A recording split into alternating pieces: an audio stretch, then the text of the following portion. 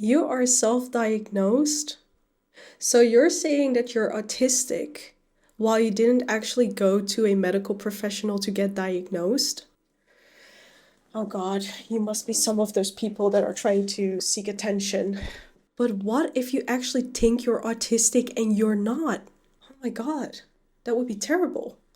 Hello everyone, welcome back to my channel. I'm Jennifer and today we're going to dive into a rather controversial topic that's about if self-diagnosing is valid with autism. And don't worry, those things that I just said were judgments. Those things were not my actual opinion. No. So, if you're new to my little corner on the internet, please smash that subscribe button and don't forget to click on the notification bell because you're never going to miss out on any of my latest videos then. Thank you so much. So, let's start with the basics. Self-diagnosis is when someone identifies with being autistic in this particular example based on their own research and personal experiences, rather than receiving a formal diagnosis from a professional. So, this is particularly common in the autistic community, where individuals often research and recognize traits in themselves before going for a formal evaluation. So, what are the aspects of self diagnosis? I actually made a graph with circles. I'm going to talk you through it. So, first of all, self diagnosis consists of research and information gathering. So, as you may see in the video, that research can be quite extensive for people who suspect that they are autistic or self diagnose themselves and might or might not get the formal diagnosis later. It's also about traits and behaviors that are self identified. A lot of people are doing research on, well, how others' autistic experience is, and they might recognize a lot of the things that they do themselves. For example, stimming, sensory overload, having trouble with social expectations, or having difficulties at work. It might be everything. And most of the time, that's the very beginning that it makes them wonder if they might be autistic. Just note that there are more behaviors than just what I named, what makes an individual think that they might be autistic. It's not just that. A lot of the time, they have a lot of personal experience on their belt, and it might not be necessarily positive. Maybe they were bullied, or they dropped out of school, they couldn't hold a job, they experienced a lot of problems with, well, trying to do what peers do. It might be everything really that makes you wonder, can I be different than neurotypicals, basically? And what also adds on to that is that most of your experience may alienate you from others. This was my experience, especially that I noticed that I had a set of traits which I didn't necessarily recognize in other people, especially, well, neurotypical people. If I would ask them if they had a certain kind of behavior, they mostly would say no. And I would be really surprised because I was like, am I the only one? Until I started to talk with other neurodivergent people. And then I realized that we had a lot in common. So that's a major sign and may also get you on the path of self diagnosis. It may not only be you that recognizes autistic traits in yourself. In my case, this was recognized by a friend who told me or asked me if I ever had looked into that. And at that time, I didn't do that because I had a certain kind of belief or image about what autism looks like, and my behavior isn't stereotypical, if that makes sense. So I didn't look into it, but what this person said made me actually want to look into it more because I really trusted this person, and I knew that this person just wouldn't say it because of no reason or out of thin air. So that's when actually, well, things started to develop and I started to see that I actually might be. Yeah. So, what are we going to do today? We're going to approach the discussion and the topic of self diagnosis in a little different manner. I'm going to respond to the video that, let me look at his name, Jeremy Andrew Davis made about self diagnosing autism. I actually thought that he said quite a lot of smart things and interesting things. And I don't know, I'm not going to say much about it, but what I'm going to say is please take a look because it's heckin' interesting. I'm sick and tired of this social media trend of people wanting to be autistic. Self-diagnosis isn't valid. So you're saying that you can't be autistic until a doctor tells you you are? No, they're just undiagnosed. You can't diagnose without data. Medicine is based on science, peer-reviewed studies, and consensus. Show me your data. Show me the study that proves self-diagnosis is far less accurate than medical diagnosis. Well, there isn't. That's...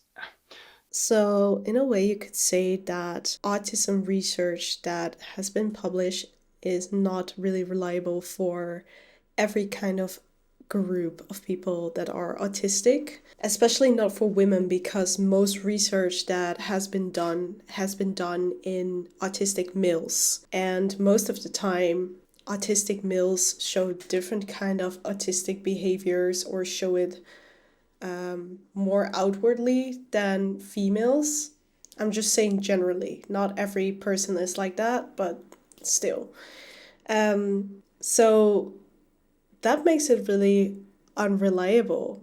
I mean, if there's a female in front of you and she is telling you that she thinks she is autistic, but you don't have the right amount of research to back that up for her, how are you going to correctly diagnose her? Also, the fact that misdiagnosis would occur more often is just a prejudice against autistic people, because a lot of people are actually saying that, and especially ableist people, that it is really unreliable to self-diagnose. But you could also be dealing with a doctor or someone else. It just really depends on who is in front of you that's going to do your assessment, if you're getting assessed in the correct way. So it doesn't really say that much.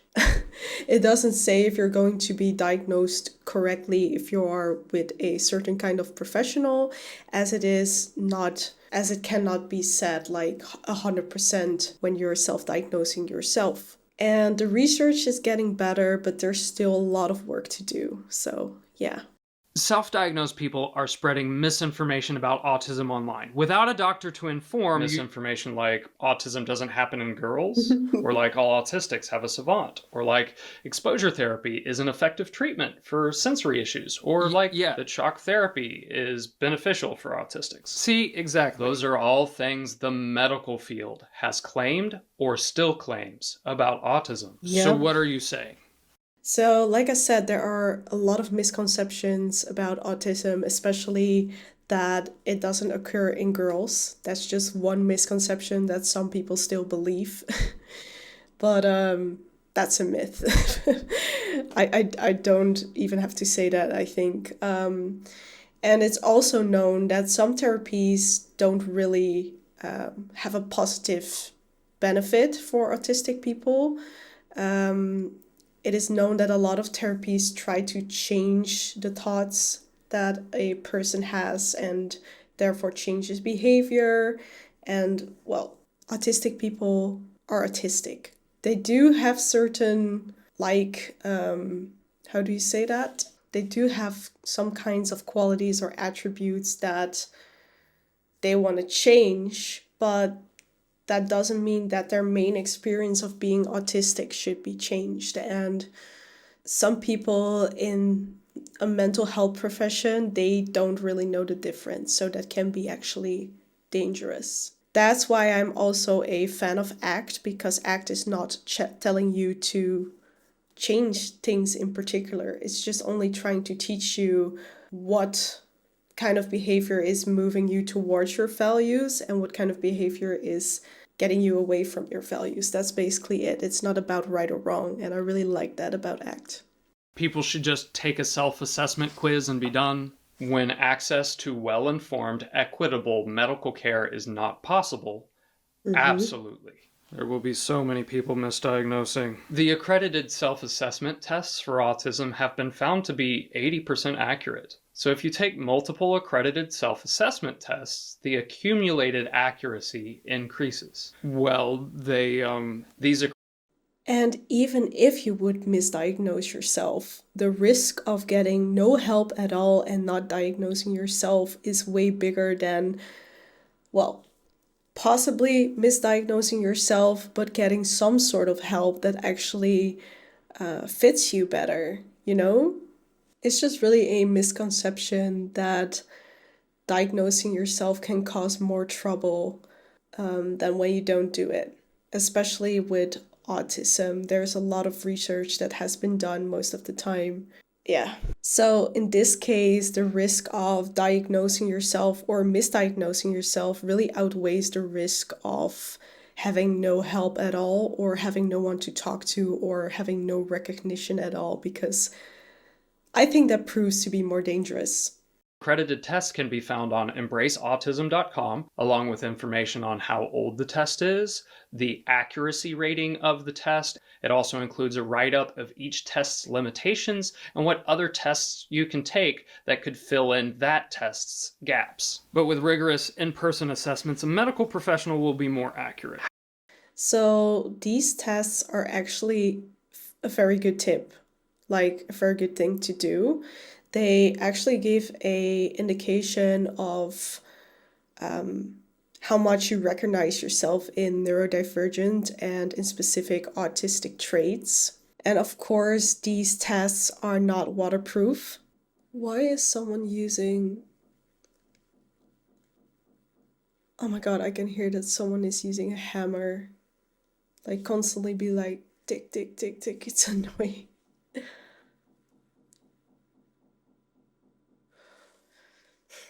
Where was I again? So these tests are not really that waterproof. I totally know that, but that doesn't mean that they don't give you an indication. Just like what a professional says is not always waterproof, like I said before. Because if it's reliable, it's really dependent on who is going to do your assessment, like I said before. So actually, you might have the choice to do nothing and get worse, basically, with maybe some comorbidities like depression or sensory overload getting much worse.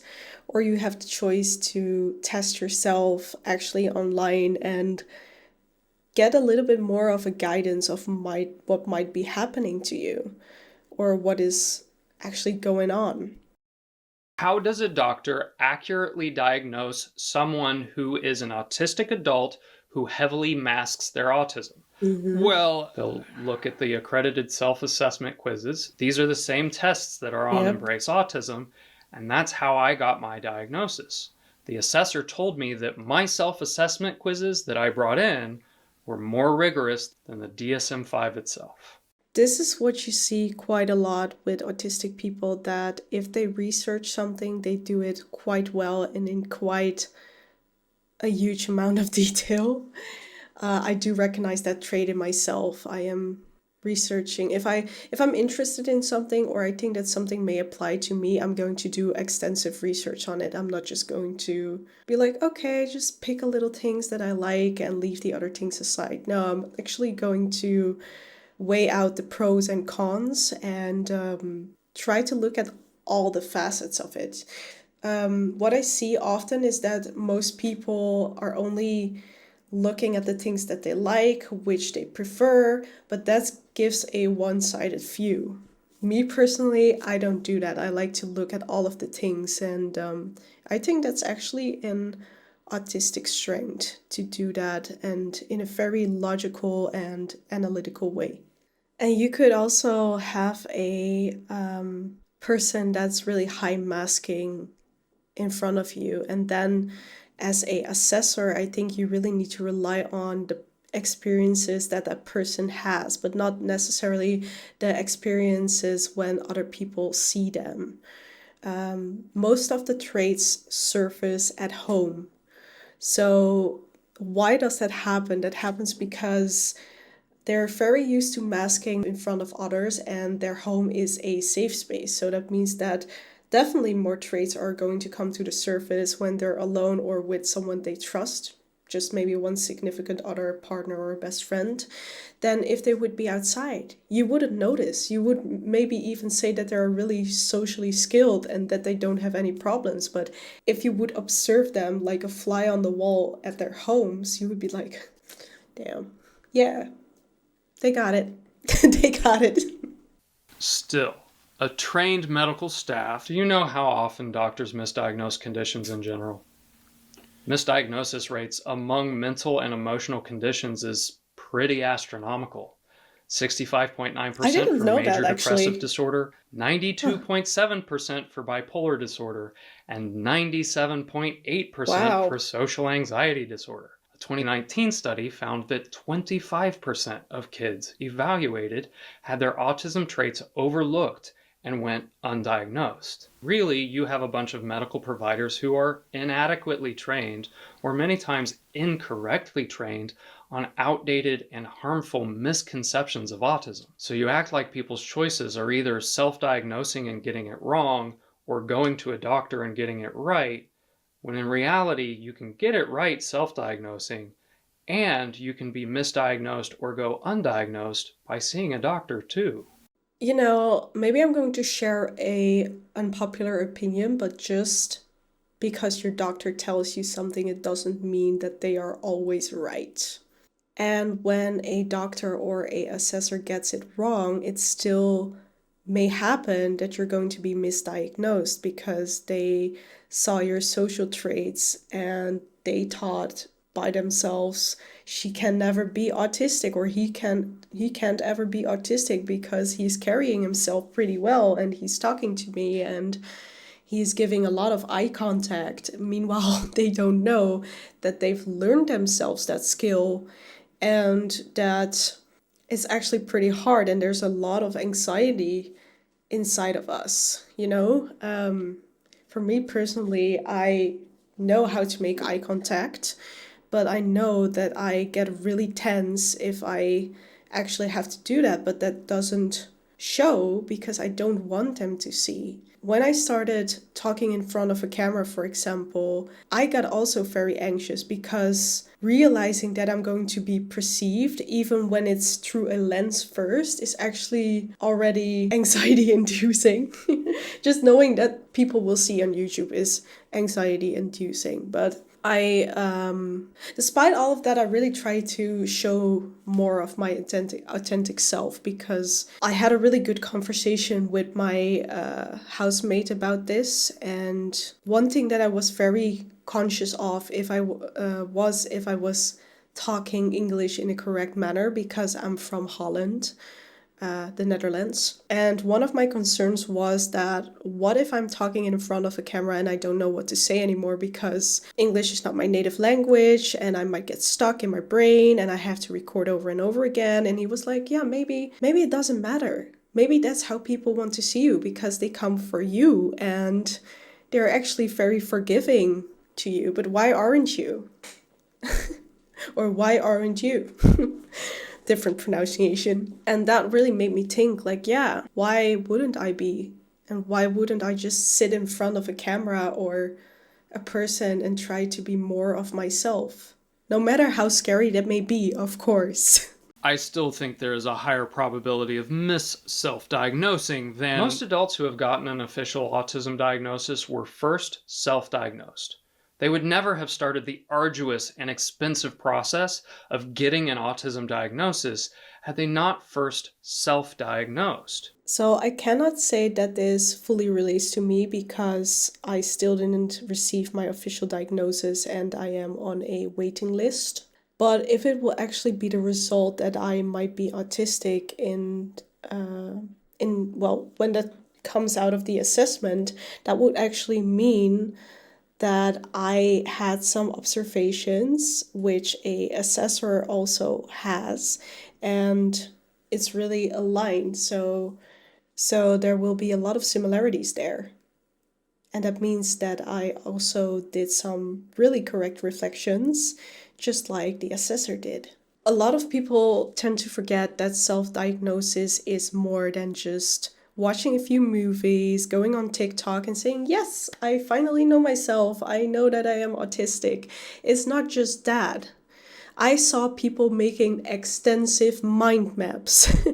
I saw people writing pages of essays, like myself, in order to get to know themselves better and come to that conclusion or like suspecting that they are autistic. So it's not just something small. I mean, who would do that? Who would just say after watching a 5-minute video that they are probably autistic, or go on the internet and say that they are autistic anyway? I mean, there's really no benefit to that except for knowing yourself better. You could be treating self-diagnosis as an important step in the diagnosis and treatment process instead of vilifying it. But why not just get the doctor's diagnosis in the first place? Why not get the doctor's diagnosis in the first place? Well, I can tell you why. For a lot of people, it is inaccessible to get the diagnosis. For example, I live in the Netherlands and it's pretty accessible to me because we have something as we call zorgverzekering. I don't know how to say that in English, but I will search it up later and put it here. So that means that a lot of the costs that are being made with getting an assessment, that actually will be reimbursed, if that's the right word. But in a lot of countries, that's not the case. For example, in America, I think it's not really reimbursed. If you are trying to get an assessment, you need to pay for it yourself, or just some other countries. So it comes with a lot of money, and most people don't have that. And also, for example, the risk of being misdiagnosed by someone else because they have a certain kind of picture in their head of what autism looks like, even though they are a professional. Also, if you are a person of color, it might not be recognized that quick. It might be overlooked, in fact. So then it's inaccessible. So yeah, I might get that there are a lot of privileged people, and well, I'm sorry, I don't try to like judge anyone, but most white people get access to mental health care or care in general just easier and quicker than a person of color. Why even bother self-diagnosing? You're not an expert. You know what it takes to get an autism diagnosis? Privilege. Money, sometimes thousands of dollars. Time, oftentimes months, and sometimes years. And the ability to jump through dozens upon dozens of hoops that are designed in such a way that are largely inaccessible to people with autistic traits, ironically. After which you are told that there are virtually zero support systems for you, and that society offers virtually no accommodations other than you having to literally fight for them at your place of employment, because there aren't any anywhere else like the grocery store. I think you're being a little overdramatic. Now add to that other marginalized identities like being a woman, a person of color, and or LGBTQIA+, and you think you might be autistic? Your chances of having a traumatic experience at the hands of the medical field go up exponentially, as do the chances of not getting an accurate diagnosis. Yes. Fair. I still think it can be dangerous. What is so dangerous about self-diagnosis? They can't prescribe themselves medication. They can't access therapies. Exactly. So what's the point? So in my experience, it was pretty important to look for what traits match with the things I am experiencing and what I find challenging. And I find it very valuable that, like, to know that most of my traits are very similar to autism or, well, neurodivergence in general. It's not because of having access to care, because when you don't have an official diagnosis in, well, most countries, but also in the Netherlands, you don't get access to that. But it was very important to recognize it for myself, to actually know that I'm not crazy and that a lot of the things that I stumble upon or are a challenge for me are just because I have a different neurotype. And knowing that is actually pretty important because you might start to judge yourself less and try to accept yourself more because now you know it's part of you instead of some sort of faulty programming, if that makes sense. Someone who self-diagnoses is someone who is actively looking for answers and help for the neurological reality that they are experiencing. It is highly likely that they have some neurodistinction to be willing to consider self-diagnosis of autism. Wanting an autism diagnosis certainly ain't neurotypical behavior. Or they're just doing it for the attention. Of all the ways to get attention online, who would pick claiming to be autistic when they're not? There are all kinds of people out there. It was a rhetorical question, but yeah, absolutely.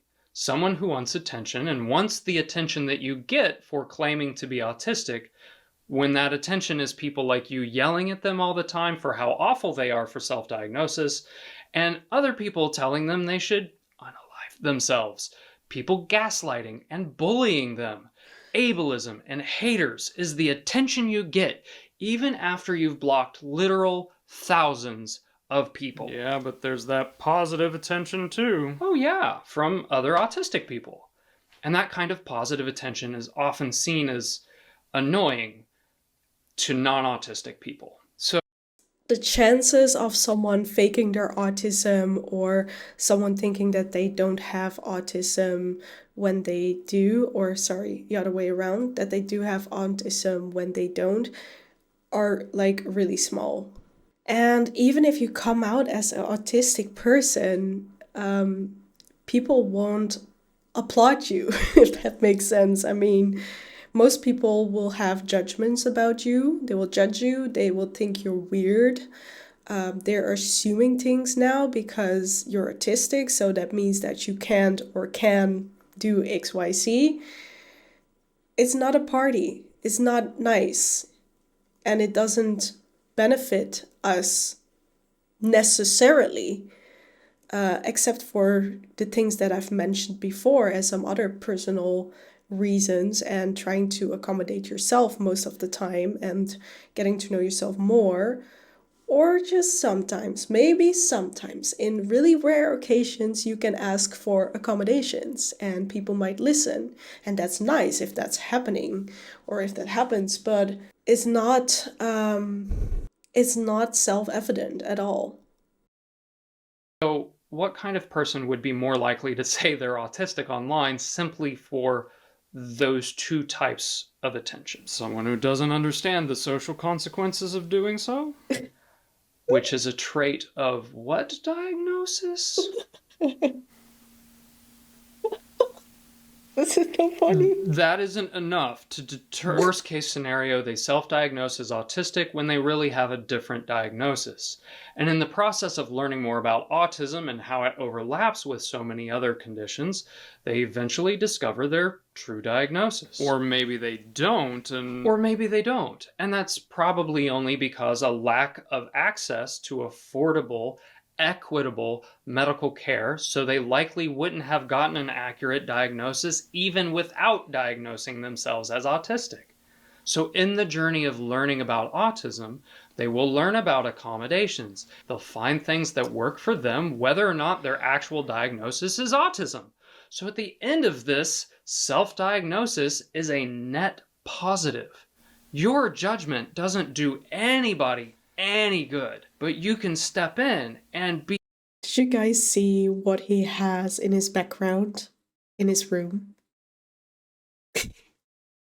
I think he had so much information about the galaxy or some other interesting books. I'm not sure what kind of books he has exactly, but it makes me happy. It makes me really happy. Yeah, I just wanted to say that. Be a support to help people should you choose to set aside your ego and stop whining about people learning about themselves. I'm still going to encourage people to get an official diagnosis. Absolutely. I'm not opposed to getting a medical diagnosis for those who can. But how are you encouraging that? Many of these self-diagnosed people don't have the tools to deal with medical people like you who are supposed to be providing support, instead coming in and gaslighting them. So I want to say something about the gaslighting part of the mental health care. And if that happened to you, first things first, I'm so sorry because it wasn't allowed to happen, yet it happened. So even though I didn't cause it, I still want to say I'm sorry. Second of all, it's really hard to come forward to mental health care and say that you have a problem. So if you're already doing that, people should be proud of you for doing so and not scream at you or come with misconceptions or judgments, especially when they are in the medical field. How dare you, you know? All you have to do is listen, take them seriously, and you can actually express in a respectful manner what your thoughts are, but it's not up to you to judge. I think, in my opinion, that a good medical professional is able to listen and put his judgments aside, even though if it is for a short while. I am not gaslighting. Imagine someone who has accurately self-diagnosed. Do you think yelling at them about how dangerous that is going to get them to respond positively to you? So the fact that your first response to a post about autism is to hop in the comments section and yell about people self-diagnosing just shows that you are not really fit to be medical staff in the autism space. Now that is too far. And the autistic people who are against self-diagnosis, that's incredibly toxic and ableist. It is gatekeeping and it is autism supremacy. I even experienced that some people that are autistic themselves, like they received a medical diagnosis, are gatekeeping autism. For example, that they're saying that you can't have autism because how are you gonna know? Like, not necessarily being like, how can you have autism, but how are you gonna know? And maybe you might totally empathize with something like autism and then come to the conclusion that it's not autism because a medical professional told you it's not. And I think that's really hidden ableism. And gatekeeping is also very ableist because what you're actually trying to say is that a certain kind of autism matters more than another autism. And that's simply not true. Your autism is not more valid than someone else's autism simply because a doctor told you so. And that's literally what he says the next time. The next moment, I mean. By the way, I really like how he's basically dissing himself because he places himself in both of the roles, and I think it's freaking genius. If someone accepts themselves as autistic when they aren't, that just means they've dismantled that much ableism within themselves and become an autism ally. Again, a net positive. So please tell me, how is self-diagnosis bad? Because it makes me feel like I can't assert my own so-called expertise over people, and it empowers them to challenge my understandings of their lived experiences. Self-diagnosis is a right. And until someone has chosen you as their provider and is getting your professional autism opinion, their self-diagnosis is none of your business. So maybe, just maybe, instead of hopping on the internet to gaslight people who are looking for help, you should instead be advocating for changes to the medical field to make it accessible and equitable for everyone. A great place to start is by dismantling your own ableism first. So my conclusion is that this is actually a very great video for people who think that self-diagnosis is not valid or they have certain kinds of opinions on them. Of course, you're free to have your own opinion, but just please try at least to take these points into consideration because a lot of people don't just do it for fun. I mean, you think that I would be sitting here and giving you all of this information just because I'm bored or I want attention or I just think it's fun? No, I want to discover myself more through these videos, but I also get a lot of recognition While I also recognize a lot of the things that other YouTubers say in their videos about autism and neurodivergence, and that's why I started to make videos myself, because I want to be that same person for someone else who really thinks that they don't know what is going on, and maybe this video provides that knowledge for them that they might need, or they just get that, yeah, now I get it feeling. And that's what I want to reach. And that's what I want to do, actually.